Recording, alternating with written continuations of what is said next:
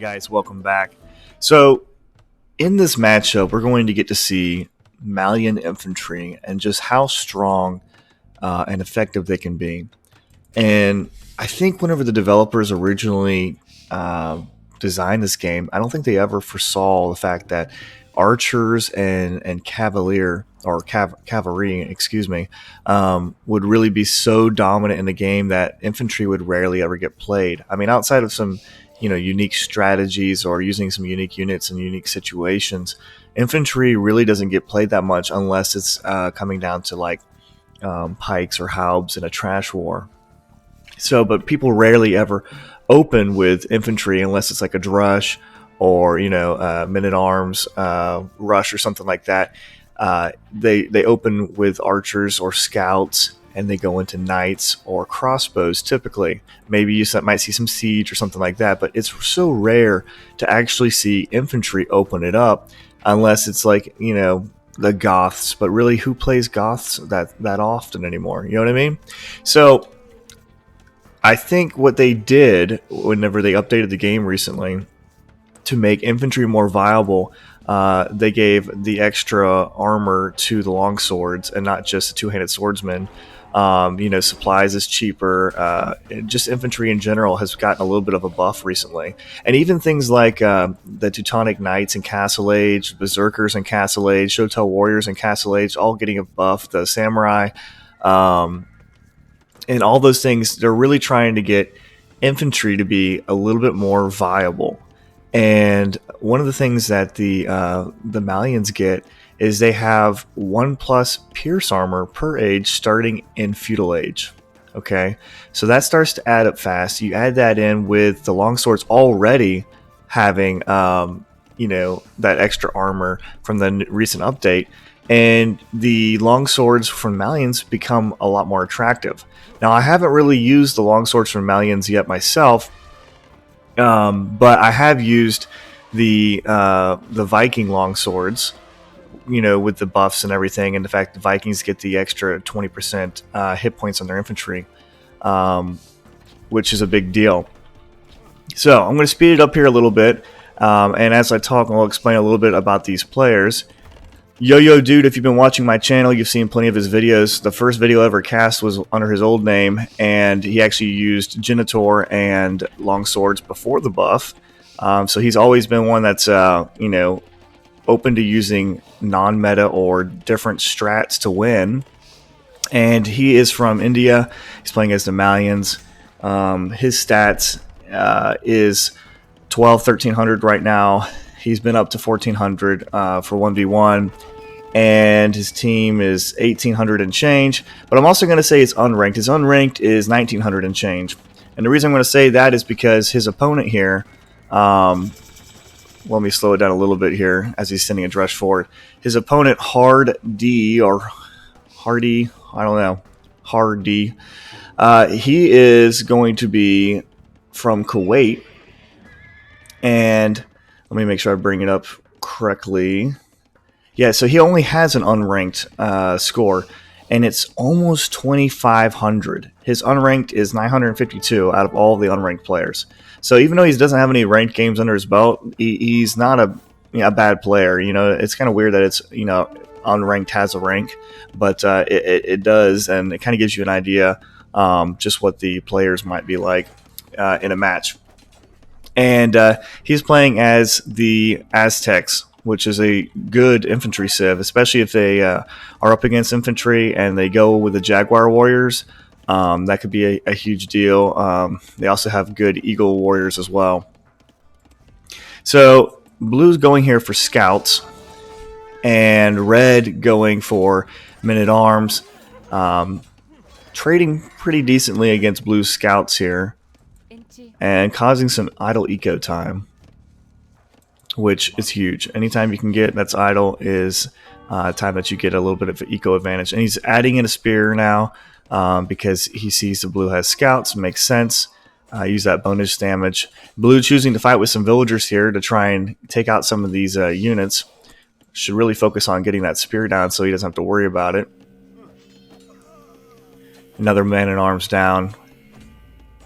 And this is your chance to really take that spear out. We'll lose one scout. Really should try using both scouts on him. If alright, gets it out. Okay, so that is taken care of, and the eagle runs into the TC fire. So that first little army from Red has been cleaned up. Now Red, he wanted to send some, early feudal pressure, and now he's going to go for a wall and get his base secured. But Blue still has a couple of scouts. He's sending them forward. We'll lose one to a spear man. Forgive me, guys. I'm learning how to speak again. Getting chased around here. And let's look at the idle eco, or just the eco period. So 24 to 24 villagers, 5 deaths to 5 kills. So pretty even for both players. Neither player has gone up to Castle Age yet. Red almost with his walls complete. And Blue's just running around trying to cause some mayhem, but not really getting anything.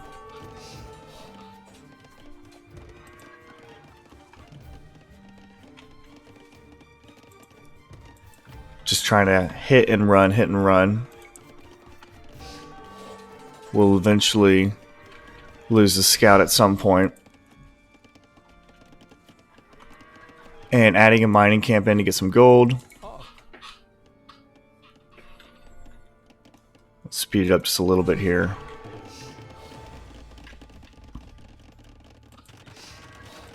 And Blue getting his feudal buildings, getting his market up.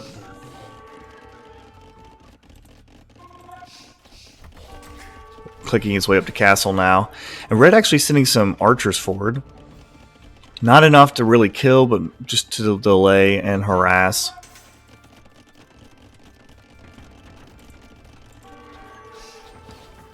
Red still hasn't clicked up yet to Castle Age. And adding that spear in was clutch, taking out that scout. And Blue is in Castle Age. So that's one thing that you risk. It's all a matter of, like, do you go heavy on feudal army? Do you just try and wall? Do you do a little bit of both? Do you try and rush up to Castle Age first? It's a whole lot of questions you have to ask yourself and weigh against the pros and cons. Getting his blacksmith up now. And that's a lot of villagers on gold. We'll have 9 villagers on gold and 10 on food. And he does have double barracks as well.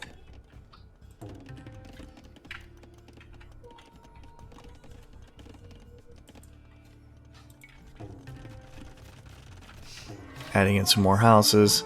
He does get a knight out. So I wonder if he created the knight to clean up that archer, or to maybe let him think that he's going into knights. I'm not sure. Either way, Red is not responding with pikes as you might want, because longswords do really well against pikes. Instead, he's going for eagle scouts and adding in a monastery as well. Maybe as knight defense, maybe to collect relics.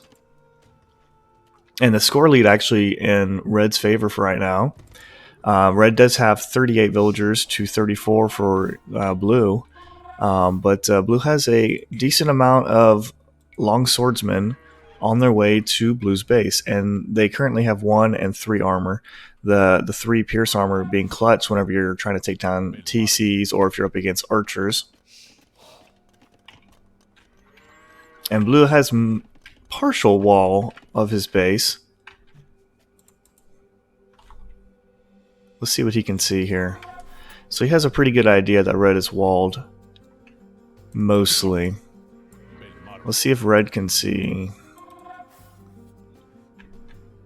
Red cannot see the long swords. So he has no idea that Blue's about to come in here. He only has 2 archers in his archery range right now. Actually sending some eagle scouts. Eagle warriors forward. And Blue's coming forward with his long swords now. I wonder if that villager was a misclick, maybe. And long swords are a strong counter to eagle warriors, so this could be interesting. But both armies are at each other's bases. Blue deciding to attack the archery range, limit Red's ability to create more archers. But I don't think he's going for that. And Red immediately getting the longsword tech as well. He knows he needs to fight longswords with longswords.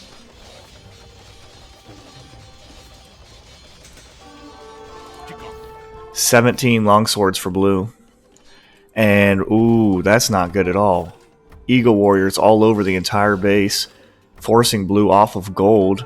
That's been a very effective raid, killing a lot of villagers. Villager count is 43 to 24. Not looking too hot for blue. But blue does have a ton of longswords here, and they are the Malians. They have 2 melee and 4 pierce armor. Blue trying to get a conversion, or Red trying to get a conversion in here. Not sure where the monk is at. Maybe he already went down. And Red adding in his own longswords. Just doesn't have the numbers though. Blue sending, instead of sending reinforcements forward, he's sending them back to his base to clear up the eagles. Does clear up the eagles. And now he's fighting underneath the town center here. There he is. I knew I heard a monk. He actually gets a conversion, alright.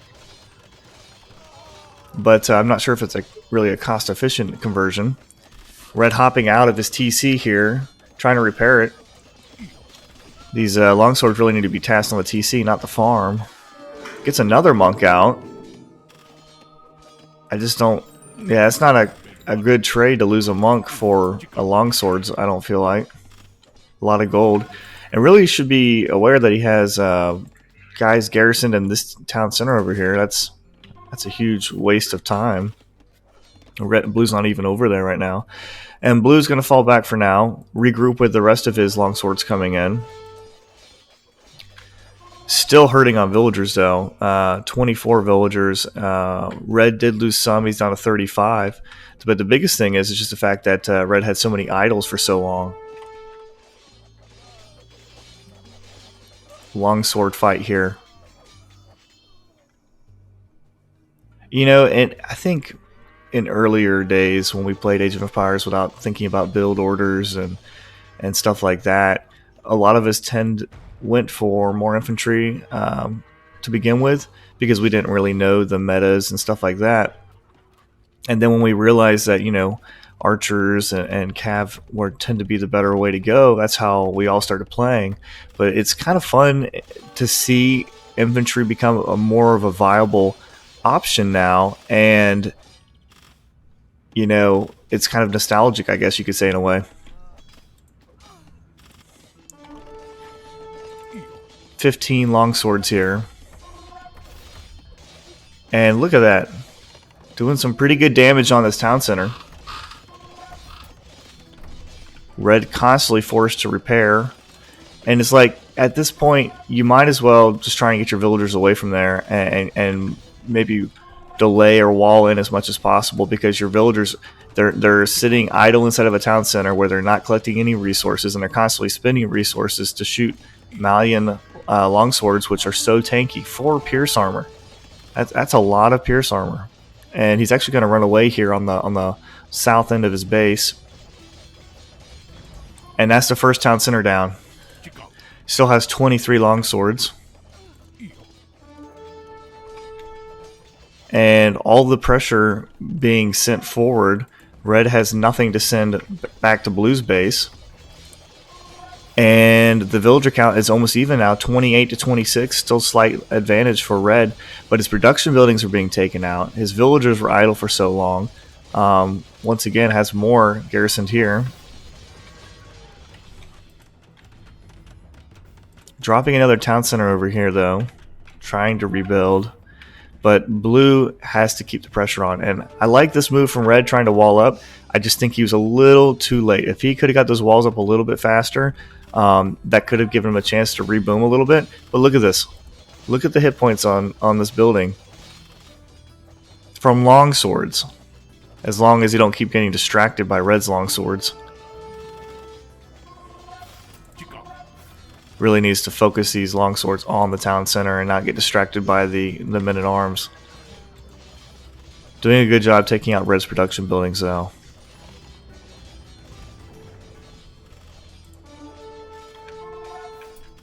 And red doing a good job distracting blue. That's a lot of military running around doing nothing. Blue finally realizes it, sends them back. And props to red for trying to relocate and get his eco up in other areas, but I just don't think he's going to be able to survive this amount of pressure. The villager count is almost neck and neck, 28 to 27. But red has 10 idols to 2 idols for blue. So really, blue has a much more efficient economy. Red's going to have to run here with his villagers, sending his men-at-arms back, or longswords back.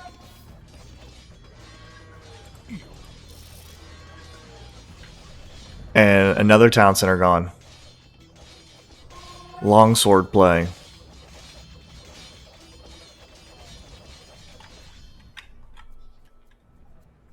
Who would have thought?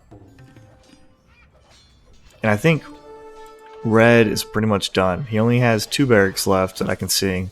He does have 2 town centers, but blue is right here following these villagers, and red's going to have to be idle again. I mean, look at this. Ridiculous.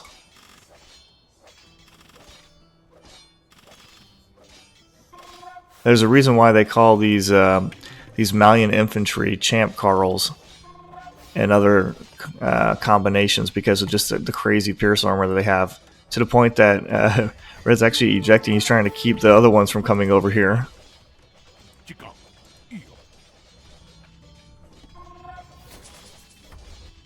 Blue gets in anyway. Or no, he can't. These 3 ones are still the same ones that were alive a second ago. They finally go down. And really, blue should just bust through up here. Be even easier. Villager count is now 25 to 27. Neither player is really producing a whole lot of villagers. They're just going full on red trying to survive and blue trying to get his military up as much as possible.